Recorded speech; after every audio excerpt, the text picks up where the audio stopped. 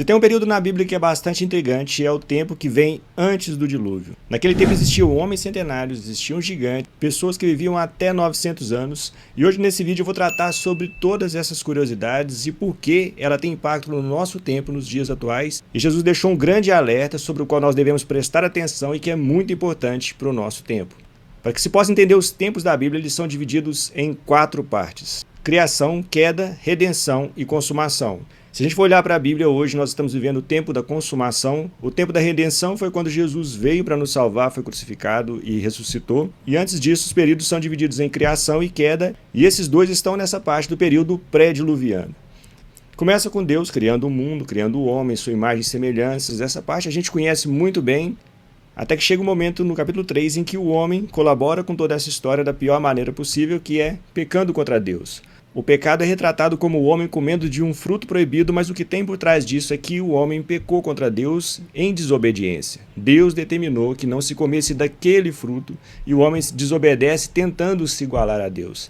E a partir dali ele é expulso da presença de Deus. Essa é a principal condenação e isso tem que ficar muito claro para nós. A condenação do homem é estar distante de Deus. E ali fora do jardim, Adão e Eva começam a sua vida e eles têm 2 filhos, Caim e Abel. Essa também é uma história muito conhecida, que Caim mata Abel. E aí ele é expulso da presença dos seus pais também, vai viver em outro lugar, só que ele tem muito medo de ser morto por outras pessoas. Então ele vira para Deus e diz o seguinte: eis que hoje me expulsas da terra, e olha que interessante, da tua presença terei de me esconder. Serei fugitivo e errante pela terra, quem se encontrar comigo me matará. E aí Deus fala com Caim: não, se alguém te matar, será vingado 7 vezes. E o Senhor pôs um sinal em Caim para que, se alguém viesse a encontrá-lo, não o matasse.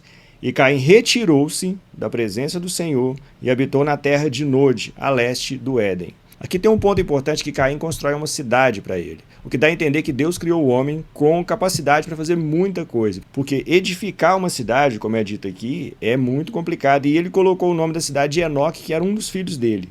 E Enoque também tem vários filhos, até que chega em um que se chama Lameque.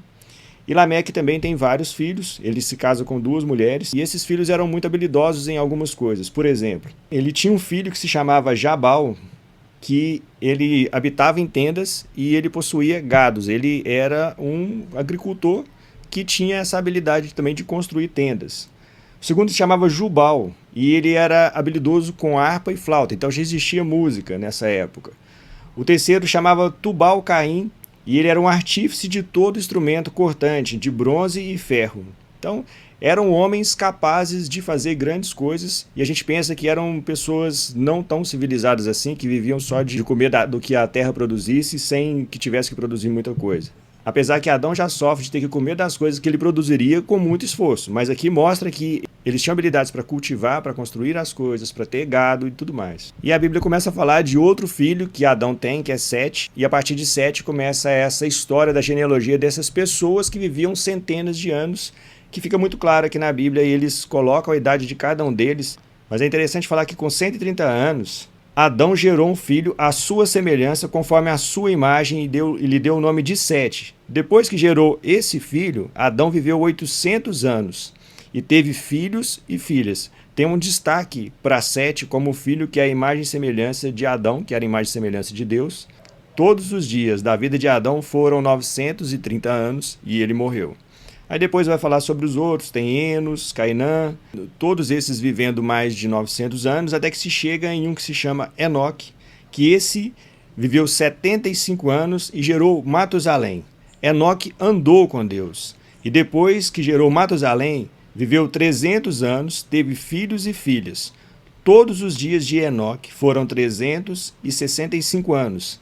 Enoque andou com Deus e não foi mais visto, porque Deus o levou para junto de si.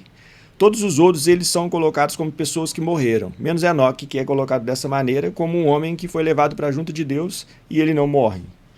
E esse Matusalém é considerado dentro da Bíblia Sagrada o homem que mais longevo que já existiu. Ele viveu 969 anos. E aqui tem uma discussão sobre se essa idade é real ou não é, se essa contagem era feita de uma forma diferente ou não. E o que os estudiosos de ciência, não de Bíblia, têm é que existem vários relatos da Suméria, por exemplo, de pessoas que também viviam por muitos anos e que depois aconteceu uma grande catástrofe semelhante ao dilúvio e que isso mudou tudo na história das pessoas. Então, existe uma teoria de que as pessoas passaram a viver menos tempo por causa de um grande impacto na Terra, de uma mudança climática, de uma mudança de todas as coisas e também de uma mudança na alimentação das pessoas, como elas viviam e como elas processavam os alimentos depois do dilúvio. Isso não só na Bíblia, mas também entre os sumérios, em Mesopotâmia também existem umas histórias que eram contadas naquela época dessa maneira. Mas eu não vou entrar nesse assunto, porque isso é um assunto científico, vamos focar só no que está dentro da Bíblia por enquanto. O que é importante é que nessa linhagem, depois que Matusalém morre, ele também tem um filho chamado Lameque, e esse Lameque é o pai de Noé. E Lameque disse que este Noé nos consolará dos nossos trabalhos e das fadigas das nossas mãos nessa terra que o Senhor amaldiçoou. E a partir do capítulo 6, começa um relato de que o homem se corrompe muito.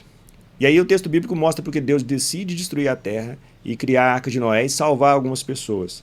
Lá diz o seguinte, no capítulo 6 de Gênesis: naquele tempo havia gigantes na terra e também depois, quando os filhos de Deus possuíram as filhas dos homens, e as quais lhe deram filhos. Estes foram valentes, homens de renome na antiguidade.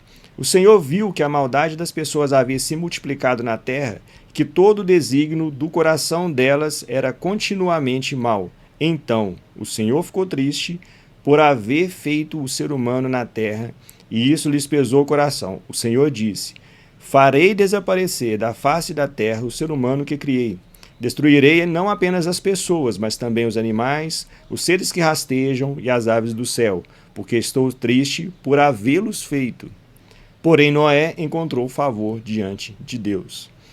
Existiam naquele tempo gigantes, aqui fala sobre esse tema de ter gigantes naquela época. Alguns estudiosos falam que podem ser anjos caídos, outros falam que podem ser só seres que se corromperam da descendência de Caim, que eram diferentes desses daqui. Alguns eram mais próximos de Sete, como eu disse, a imagem e semelhança de Deus, de Adão.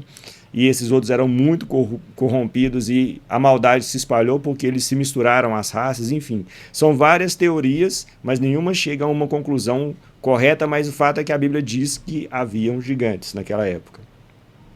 E aí essa parte da Arca de Noé a gente conhece melhor. Noé constrói uma arca, coloca os animais dentro dela, chove durante 40 dias e 40 noites, e aí a terra toda é inundada, e depois Noé desce e começa uma nova história dentro da Bíblia Sagrada.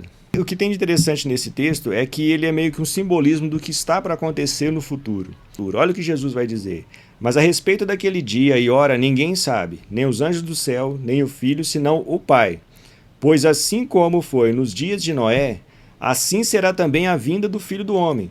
Pois assim como nos dias anteriores ao dilúvio comiam e bebiam, casavam e davam-se em casamento, até o dia em que Noé entrou na arca, e não perceberam, até que veio o dilúvio, levou a todos, assim também será a vinda do Filho do Homem. Jesus está mostrando o passado que aquelas pessoas conheciam bem, porque eles conheciam bem a Bíblia hebraica, e ele pega essa ilustração e aponta para o futuro de como que vai ser o fim dos tempos. As pessoas não perceberão o fim dos tempos porque estarão distraídas com o mal que elas cometem diariamente.